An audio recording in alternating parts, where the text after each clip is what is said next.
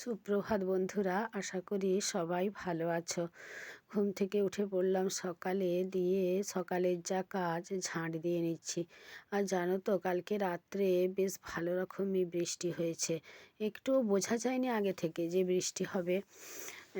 তো শুতে প্রায় অনেক রাতই হয়ে গেছিলো, প্রায় 11:30 পৌনে 12টা, কিন্তু তখনও বুঝতে পারিনি যে রাত্রে বৃষ্টি হতে পারে। কিছু জামা কাপড় বাইরে মেলাও ছিল।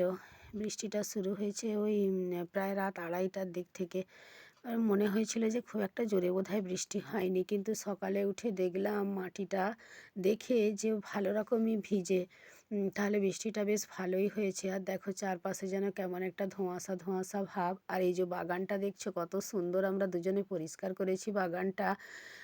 সেই বাগান পরিষ্কারের একটা ভিডিও আমি দিয়েছিলাম, মানে একটা ভিডিও দেখিয়েছিলাম। দেখো কত সুন্দর লাগছে।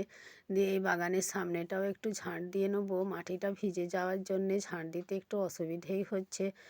আর ভিজে কয়েকটা জামা কাপড় কেচে নিলাম, বাসনও ধুয়ে নিলাম, দিয়ে স্নান সেরে পুজোর ফুলটা তুলে নিলাম। পুজো সেরে নিয়ে চলে যাব স্কুলে। স্কুল থেকে এসে আবার রান্নার জোগাড় আছে। আজকে দেখো সবজিগুলো স্কুল থেকে এসে কুটে বেছে নিলাম। লাউ খাড়ার ঝোল করব মাছ দিয়ে। মাছটা নুন হলুদ মাখিয়ে নিয়েছি। কাঠের জালে ভাত নামিয়ে দিয়ে মাছগুলো ভেজে নিলাম। আর এপাশে প্রেসার কুকারে বাঁধাকপিটা সিটি দিয়ে নেবো। কাঠের জালে ভাত নামানোর পরে ঝোলটা কষিয়ে নিচ্ছি, দিয়ে জল ঢেলে। দেখো বাঁধাকপিটাও এপাশে ততক্ষণে সেদ্ধ হয়ে গেছে।